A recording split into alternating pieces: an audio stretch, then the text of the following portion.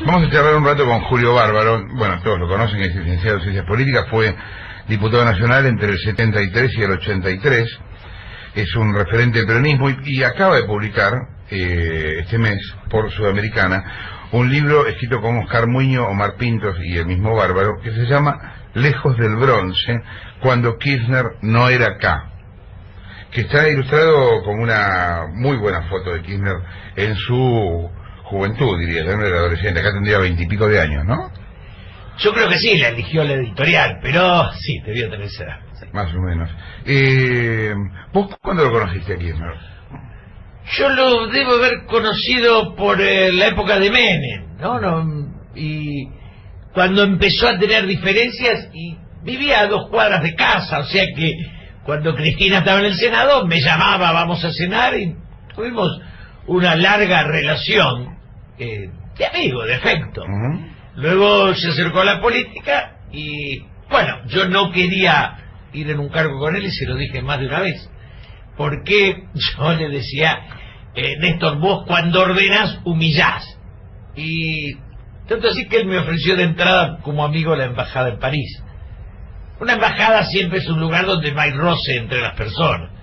Yo no quería ser embajador, acepté un cargo como el Confer, solo porque estaba intermediado, porque no dependía de él personalmente, aunque después uno tomó conciencia que todo dependía de él, hasta la ordenanza. ¿Pensás que Néstor fue un estadista tal como lo intenta vender hoy el propio gobierno? No, ni se le ocurrió. No es que no lo fue, no tenía vocación ni gana. Néstor era un desesperado por el poder. Él concebía el poder como casi te diría la única razón para vivir.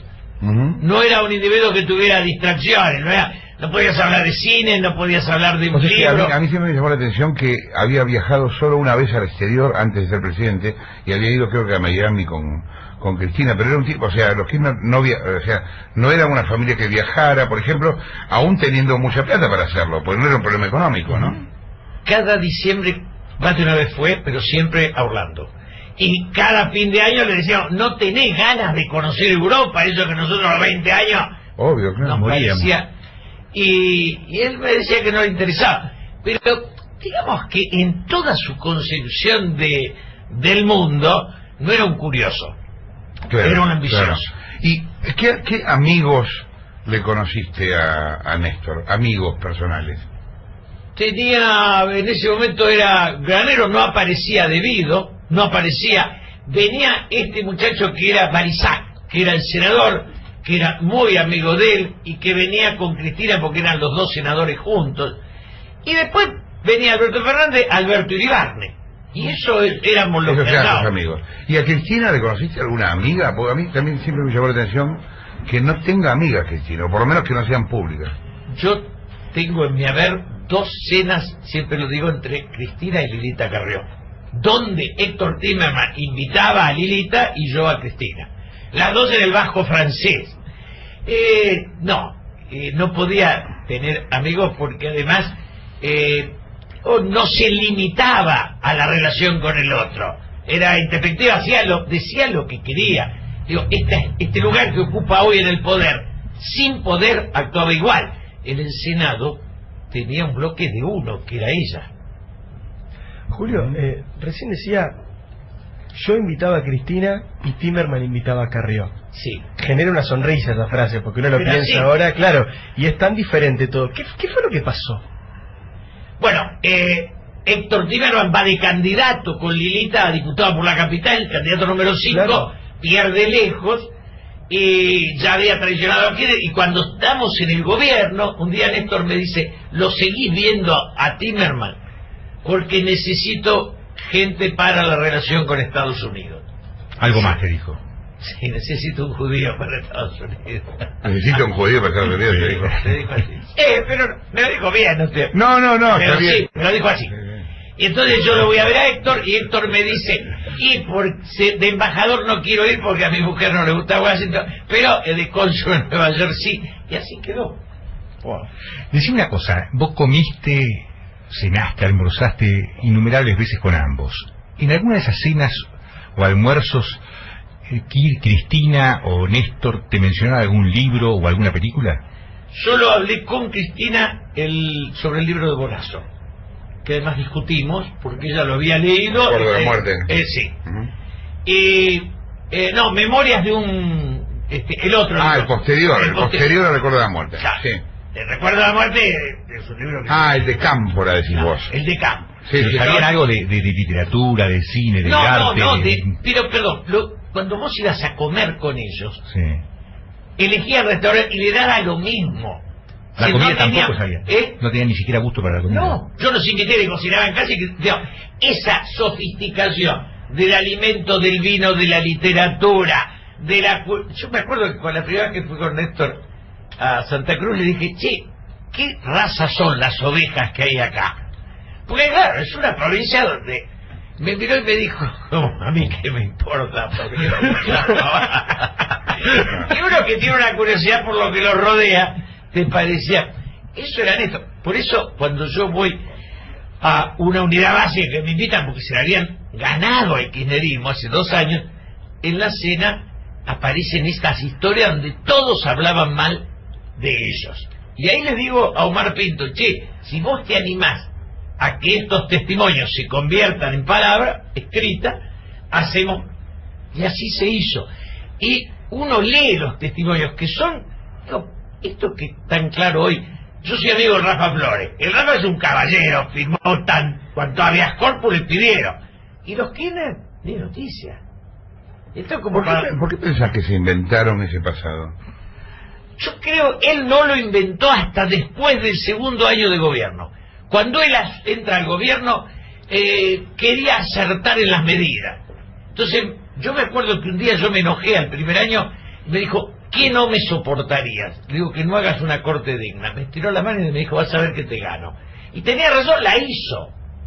Pero creo que después, mira, tanto Menem como Kirchner vienen de provincias feudales. Llegan al poder nacional y dicen, acá será distinto. Toman confianza y vuelven a generar el feudo del cual venían. Y él, digo, yo en esto he discutido con él hasta cansar, a él no le gustaba el que pensaba distinto. Cuando empieza el gobierno, Bergoglio me convoca y me dice que quería hablar con él. Y yo tardé en 3 veces, lo fui a ver a Néstor por el tema Bergoglio, tardé en asumir que él no quería hablar con nada que no pudiera manejar o dominar. Aquello que no podía controlar o dominar, para él el poder era imposición. Por eso cuando grita ¿qué te pasa, Clarín? Dice ¿qué te pasa, disidente? Digo, ¿qué te pasa que pensás distinto que yo? Esto es un no. Ese autoritarismo está en el labio de él y es lo que aparece en el libro como un hecho que, digamos, ni lo ocultaba. No ocultaron que no les importaban los derechos humanos, no ocultaron nada de eso. Eso era. Después el mito viene con los que se pegotean ahí, porque el kirchnerismo es Lázaro Báez más Cristóbal López, defendido por Carta Abierta y Página 12. Este engendro, donde vos decís que es lo esencial. Y lo esencial es el poder económico que construyen. No es que esté en contra de la burguesía, quieren sustituirla. Obvio, sí. Hay una escena que una vez vos me contaste donde él justamente ilustra eso con Jaureche. Sí, Contá eso, contalo. No, porque involucra personas. No, pues no importa, contalas solamente con Jaureche. No, fue con alguien, digamos, pero a mí también me lo decía eso. Sí, me decía, ¿qué estás haciendo? Le digo, yo quiero hacer esto. ¿Y para qué sirve? Me decía. Como si el idealismo fuera una estupidez, para ser concreto. Lo único importante era aquellas cosas relacionadas con el dinero y el poder. Él no respetaba al militante. Digo, en esto yo no voy a nombrar a nadie porque son historias personales. Pero esto yo te conté otra voz, que cuando nombra a un amigo nuestro, lo abraza y le dice, te estoy haciendo rico. Y el tipo nos invitó a cenar a la noche y desesperado nos dijo, te has equivocado conmigo, yo no me voy a hacer rico. Le había dado un cargo de esos cargos que dan jugo en el poder. Y bueno, esa era la concepción.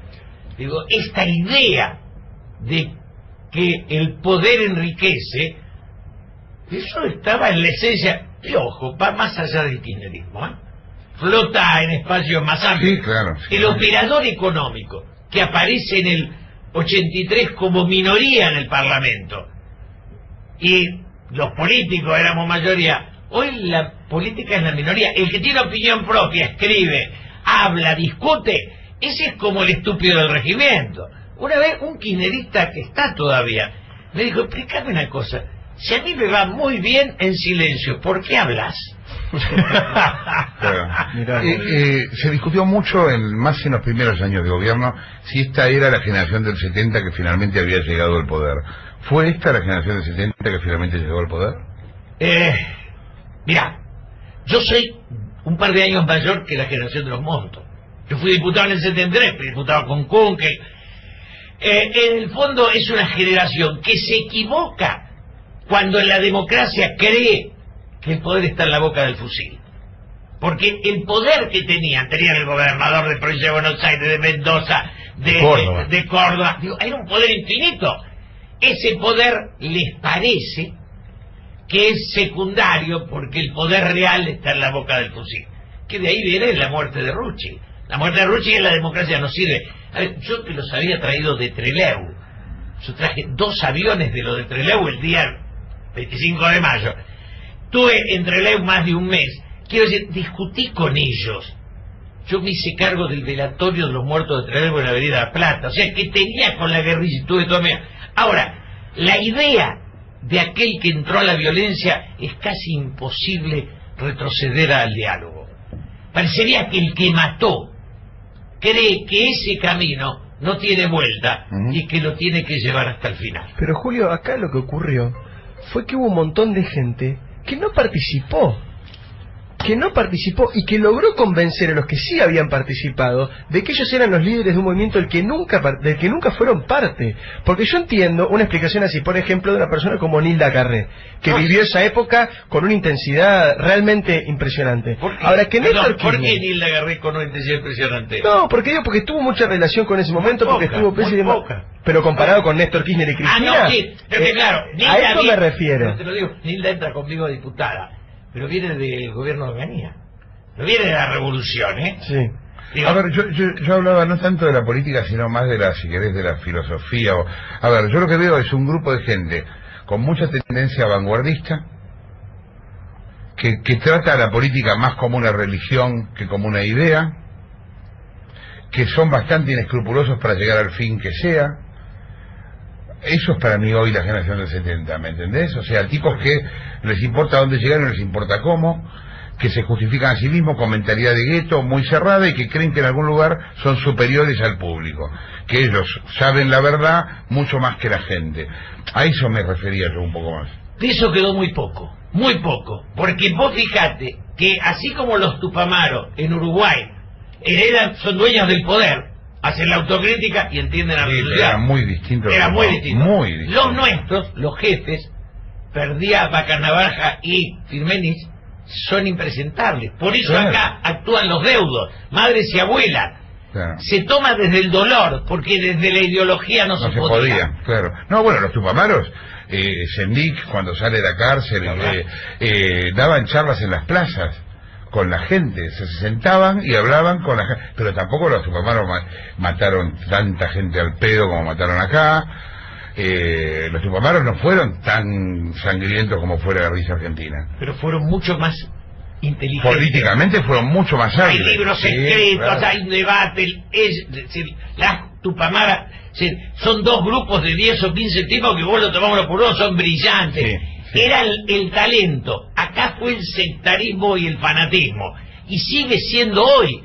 Es una generación, la mía, que se equivocó en los 70 y se equivoca ahora. Yo a veces le digo, Kunkel le renuncia a Perón. Kunkel, cuando nosotros votamos una ley de represión a la violencia en el Parlamento, ellos están en contra. Nosotros le diríamos, flaco, ¿cómo podés ser diputado y querer tirar tiro? O una u otra. Claro. Entonces en su demencia se lo van a perder a Perón. Perón lo recibe con la televisión, nos hizo pelota. Entonces de bronca renuncian.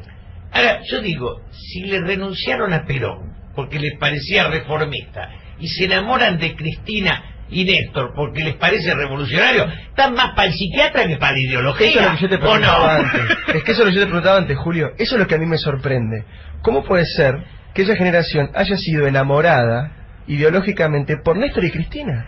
Que no Porque tienen absolutamente nada que ver. A los 20 años creyeron que podían iluminar el rumbo del país. Y a los 70 con un cacho de poder se conformaron. Es así. Es eso. Es eso. Llegaste a grande, viste que el colectivo de la revolución pasó de largo. Viene un gobierno de derecha, dice te doy cultura, te doy estos pedacitos, el cine y esto. Y los muchachos dan una explicación de que se está haciendo la revolución. Si me incluye a mí es progresista. ¿Qué es progresista? Un gobierno que me incluye, ¿no es maravilloso? Ahora, vos estabas hablando de Uruguay. Yo estuve en Uruguay viendo cómo se reúnen los ex Tupamaros hoy en el poder para discutir en las bases las políticas de gobierno. Lo que está bien, lo que está mal, criticar, y son como realmente como asambleas que se hacen hoy. ¿Qué de eso hay en el peronismo de izquierda? Es decir, ¿dónde se discute? ¿Qué pasa con eso? Yo hasta hace 3 años me juntaba con viejos militantes guerrilleros para discutir y debatir. Sí. Yo te digo, éramos unos cuantos, el único que no había transitado la violencia era yo, y la mayoría se autocriticaban en esencial la muerte de Rucci, el asesinato de Rucci, porque ellos entran a la política matando a Aramburu y se van del peronismo matando a Rucci. Digo, la muerte es lo que signa ingreso y creo que no quedó una autocrítica real sólida. Hay un cambalache, la teoría de los 2 demonios es una degradación del pensamiento. Porque el tipo que inventó la teoría de los 2 demonios, ¿qué dijo? Como los asesinos, los genocidas eran el mal, el perseguido debe ser el bien. Desde esta teoría, que vos aceptás que el genocida era lo horrible, lo peor, pero esto no hace que la guerrilla fuera lúcida. Y a partir de que si vos discutís la guerrilla, tocás la teoría de los 2 demonios. ¿Es un bolazo histórico o no? Sí, claro, sí, claro. Cristina, en esa relación con Néstor, para vos, ¿cómo funcionaba? Uy, yo siempre lo cuento, porque además yo fui muy amigo y no nos cuento intimidad, pero se agarraban mal, se mataban feo, se gritaban. Pero era una pareja de respeto, y yo 2 o 3 veces que la cosa iba muy dura, yo le decía, muchachos, yo vivo solo porque no soporto estas cosas, soy un alma sensible, que yo trataba de sacar de... Pero te llamaban a vos para que vengas a resolver el problema, ¿ves? No, para que... No, estábamos cenando y se armaba. ¿Pero de política armaba. discutían? ¿De política? Siempre de política. Siempre. La idea de Néstor, la discusión central era esta. Néstor quería ser presidente, para lo cual convocaba a todos. Quería enganchar a Moyano, bueno. Y Cristina no le gustaba nadie. Entonces venía del Senado y Néstor le decía, estábamos cenando en Miraflores, le decía, ¿enganchaste a algún senador? ¿Qué voy a enganchar? Son todos horribles. Y así no voy a llegar nunca, le decía Néstor. Pero después esto se tensaba, porque íbamos a puntos concretos. Cristina es la heredera de un poder construido por Néstor. Esto es muy claro. Néstor era un constructor, convocaba, después cuando ya lo tenía dentro los apaleaba, pero primero los seducía. Cristina hereda ese poder. Por eso Néstor jamás... Néstor me mandaba a hablar a mí, a todos, y nos decía, tienen que decir la verdad, que hice una corte de lujo, que detuve el tema del dólar y que no hay más inflación. Esas eran las cosas que yo salía a decir hace 10 años, y así las digo hoy. Pero esa fue la evolución. Por eso ella hereda un poder. Y un detallecito, Néstor jugaba con la izquierda, pero no le daba poder a la izquierda. Ella le dio poder. Después terminás llamando a la realidad que son Bernie y Granado. Si la progresía se te quebró en el camino.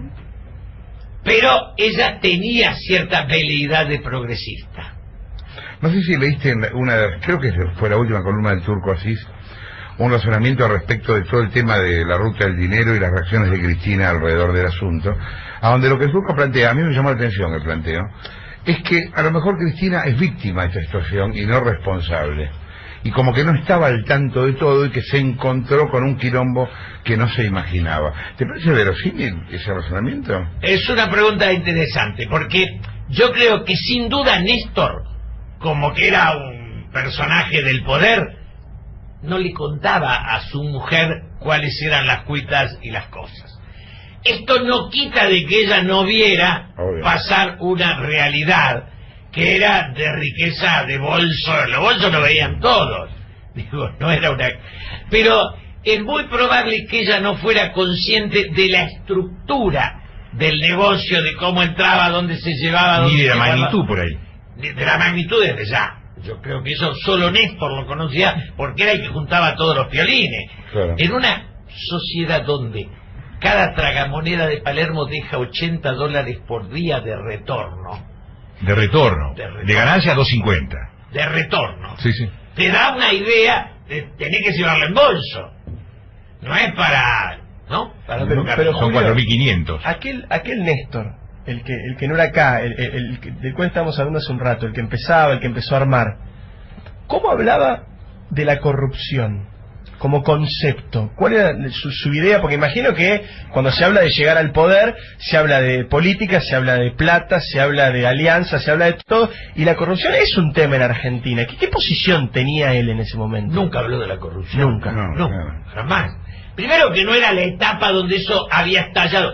Ellos eran amigos de Cavallo. Yo tengo una entrevista televisiva que yo tenía en programa, se la hago a Cristina. Cristina me dice, no me van a decir que Cavallo es de derecha. O sea, Cavallo era... sí, eso además está... Cavallo era el personaje que a ellos eran liberales económicamente. Querían el poder, se vuelven de izquierda cuando después del segundo año toman conciencia que necesitan una defensa ideológica. No tienen ninguna. El pragmatismo no tiene debate. Néstor, la orden que nos daban, no discutan, no digan nada, sigan en silencio. Cuando esto se va concretando, él empieza a tomar conciencia que necesita otra cosa, y ahí se acerca. Yo me acuerdo cuando sumieron, yo invité a Tulio Alperín Dongui y Beatriz Sarlo a almorzar con Néstor y Cristina. Yo creí que iban a abrir el espectro, y ahí saltaron los José Pablo Feynman, los Horacio González, que estábamos nosotros primero. No estaban debatiendo una manera de relacionarse, sino un carguito, a ver si me... ¿no? Dios, sí. ¿Cómo entra Horacio Berbisky ahí? Yo creo, a Néstor le gustaba la conspiración. Punto. Sí, claro. La intriga era... Es decir, para él, la idea de la intriga era importante. Y no dicen que Jacobo Tiburón decía, de Berbisky se puede decir cualquier cosa menos que sea una buena persona. Pero bueno. Pero tú, ¿él gana más poder después o con Néstor o después? No, el poder lo gana después. Néstor hacía como que les daba pelota, pero no se las daba. Digo, después con Cristina sí hacen ese engendro. Digo, por eso vos me preguntabas de Nilda. Han inventado una Nilda revolucionaria que nunca existió. Cuando Nilda se casa, yo ya era ya estaba en la secretaria de Ongaro, y Nilda se casa y su padrino es el doctor Borda, ministro del Interior de Onganía. Claro. Ella pasa a trabajar. Eran parte de esa continuidad, no eran los perseguidos. Vos sos un tipo histórico del peronismo. ¿Qué pensás que va a pasar con el peronismo de ahora en más? ¿De qué manera? El peronismo a veces es como el rock and roll, ¿no? Resurge de sus cenizas todo el tiempo. ¿De qué manera va a reformularse? Si es que va a reformularse, o si va a ser el kirchnerismo el peronismo. Yo creo que el peronismo y el radicalismo... Hoy estuve a la mañana en una charla, estaba Jesús Rodríguez. Yo creo que peronista y radical. Yo digo, peronista es la provincia donde nací, no es el lugar donde habito. El más peronista es Solana, está en UNEN, es el que Perón elige para dialogar. Digo, hay peronistas con Macri, hay peronistas con Massa y con Scioli. Peronismo es un origen, ya no es un destino. Y el radicalismo tampoco. La Argentina merece un centro izquierda, un centro derecha y un centro, si da para 3 o 2. Y ahí va a haber peronistas y radicales. Lo otro es una marca de hamburguesa. Cuando vos vas y ser peronista da gustos, te imaginás que al Perovi tan peronista como yo melenudo. Digo, ¿qué tienen que ver? Nada. Claro. Zamora, ¿viste? Es decir, el peronismo terminó siendo un sello que permite agarrar poder en una sociedad donde la política es muy débil. Me dice que Pero es su degradación. Sí, Digo, Infran era del PCR. ¿Quién? Infran era del PCR. Sí, pero cuando era chico, qué sé yo. No, pero en serio, para mí lo peor es cuando dicen no se puede gobernar sin el peronismo. Convierten un ideal de mi juventud en un obstáculo de la democracia. Y eso es atroz. Digo, eso lastima, porque en algún momento soñamos con eso. Digamos, la ilusión de mi generación era traer a Perón y la pudimos convertir en acto. Bueno, después vino la historia que vino. Pero yo soy de los que creen que el Perón nos dio a mi generación un enorme poder y nosotros lo estropeamos. Punto. No fue Perón el que lo estropeó. Fuimos nosotros. ¿Esa obsesión por la guita se hacía manifiesta cuando te veías con Néstor? ¿Te acuerdas de aquella cosa que pasamos una vez por la tele de él frente a una caja fuerte diciendo éxtasis? ¿No? Se hacía, pero también él tenía, allá no le pagaba un café a nadie y a mí nunca me dejó pagar. Digo, tampoco era un generoso, no era de ayudar a nadie. Pensá que, digo, todas sus relaciones eran acotadas porque él no era ni generoso ni afectivo. Esto no era, es decir, los negocios eran la clave para él. Y eso lo decía Eterno. Por eso el libro es nada más que la mirada de aquellos que lo vieron transitar la vida desde siempre. Y ahí no dejan lugar a duda.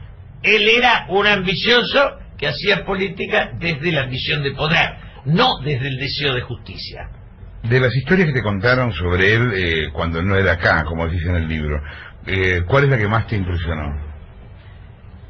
Lo que más me impresionó a mí en lo personal era su relación con los militares.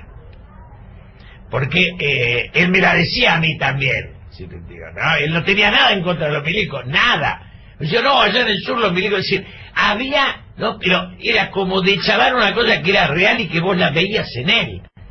Él no tenía historia con los derechos humanos. Después venía Eduardo Luis Duhalde, que era un tipo macanudo, y le metía púa. Pero como venía a nosotros, le metían otra púa, digamos. Era parte del entorno. Ahora, Julio, insisto con una pregunta similar a la que te hago antes, pero ahora con respecto a los derechos humanos también. ¿Dónde está el éxito, tal vez comunicacional, tal vez político, tal vez cultural, de Néstor Kirchner, que era un hombre que nunca le había dado pelota a los derechos humanos para seducir a prácticamente todos los organismos de derechos humanos en Argentina? En nuestra sociedad, el poder del gobierno es infinito.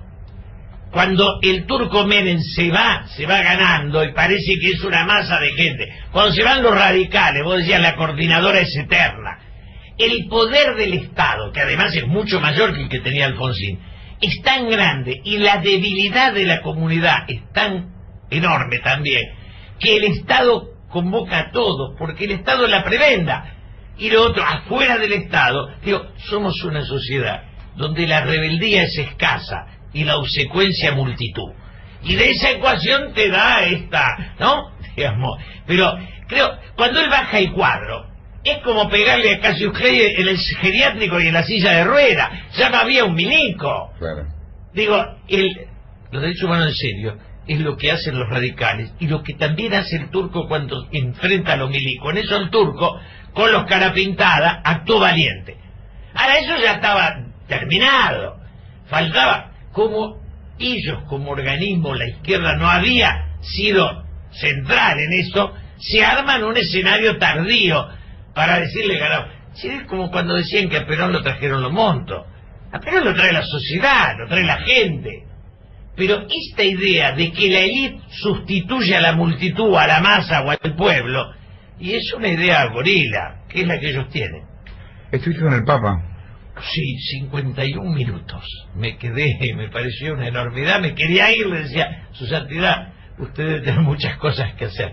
Pero sí, estuve, yo tengo una vieja relación con él, y tengo cartas de él sobre notas mías, y sí, fue una charla muy linda, en la que yo le reflejé como central, cómo en la Argentina pesa su mirada. Entonces, digo, mire, yo siento que usted está arriba en el mundo y nosotros que tenemos una pelea pequeña y chiquita lo queremos meter para oficialista u opositor.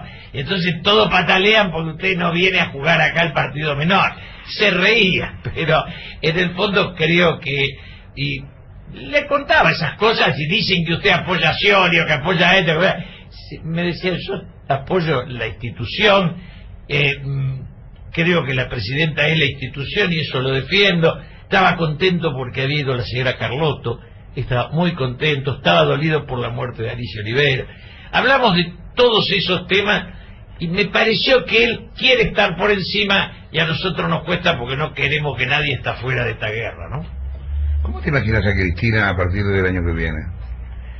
Yo creo que sin poder. Esta historia de que el kirchnerismo va a quedar con poder es un bolazo. Primero porque el único que los puede heredar es Scioli. Y los puede heredar porque es la contracara. Scioli es como un discípulo de Mahatma Gandhi que lo quieren convertir heredero de Stalin. No da. Entonces, él es su negación. Ahora, la idea de que el que hereda el poder va a ser instrumento de los agresivos es un cuento chino. Cuando el personalismo está obligado a que el heredero sea su contracara, también está eligiendo el verdugo, se me ocurre, o no. Yo no conozco casos de alguien que tenga el poder. Digo, Scioli haría con los Kirchner lo que ellos hicieron con Dualde. Claro. Hay algo de duda en eso. Ahora, yo ya le hablaba justamente de esto con alguien que está armando en la provincia de Buenos Aires, y yo le decía, porque lo que se está diciendo en las últimas horas es que el kirchnerismo le va a armar las listas a Scioli. Y yo preguntaba esto, ¿con qué poder el kirchnerismo le puede ahora imponer una lista de candidatos a Scioli? Si el kirchnerismo lo hace muy punto, le impide ganar. Porque yo me acuerdo las fotos en el tiempo de Alfonsín, de la candidatura de Alfonsín, una mano de Lorenzo Miguel y un muñequito que era Luder. Esa foto ayudó a que gane Alfonsín y Luder pierda. Un buen candidato no es instrumento de otro. O sea, sí, yo insisto en esto, Scioli es la negación. ¿Qué va a hacer carta abierta para explicar que Scioli es la revolución socialista, Jorge? ¿Les va a costar un poco o no? Les va a costar, pero son gente con imaginación. Que ya han logrado explicar cosas inexplicables, así que no lo subestimes. Pero yo creo que en serio el kirchnerismo, Cristina, pierde el poder, sin gobierno. Primero, yo creo que el 90% de obsecuente. Cuando voy a agarrar a los gobernadores del interior, donde venga otro van a ser del otro. Si eran fanáticos de Menem, digo, van a ser fanáticos, son fanáticos del poder de turno. Y Cristina se retirará, porque el grupo ideológico que ellos configuran, página 2 y carta abierta, son, ¿cuánto? Un 6%, un 7%, son menos de un 10%. Y sin el poder, ese menos de un 10%, Altamira los pasa por arriba porque tiene fuerza, ilusión, idea.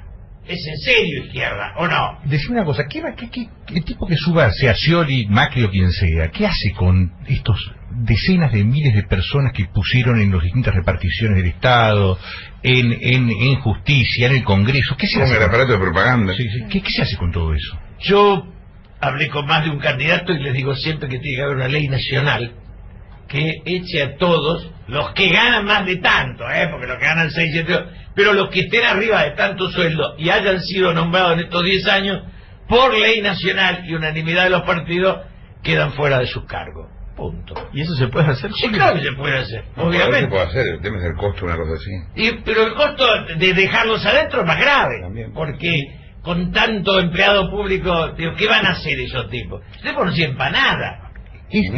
Esa pregunta, ¿cómo hace Cristina para justificar en el caso de aerolíneas y demás tipos que han demostrado una enorme ineficacia y en lugar de sacarlos, los asciende? ¿Cómo es esta historia? Yo creo que es la historia de siempre. No hay nada original en el kirchnerismo. Dice, son kirchneristas, son ineficientes. Vos lo mirás a Debido. Debido todo lo que tocó lo destruyó, ¿o no? Digo, son personajes. Por eso ellos necesitaban la ley de medios con todos los medios de ellos. Si ellos se quedaban con justicia alcahueta o estalinista, que se llama legítima, y todos los medios, no estamos hablando acá, y los tipos pensaban que era para siempre. Ya estaba creciendo Máximo, era el heredero de la monarquía. El sueño de ellos fue un estalinismo berreta. Y digo, y la imagen es Venezuela. Lo que pasa es que lo que sucede en Venezuela es tan duro que te quieren ahora correr el espejo para que no te veas. ¿Qué dicen los K de vos? No sé, la verdad que no sé. Son pocos los que me saludan de los que están en el gobierno y yo no sé qué dicen. Creo que, digamos, te devalúan, te dicen, te equivocaste, nada, a ellos les importa la secta y la obsecuencia. Los demás, que ¿no? No te van a decir nada más que eso, qué sé yo, distancia. ¿Mantenés amigos que sean hoy funcionarios del gobierno? Ya no. Ya lentamente te fueron...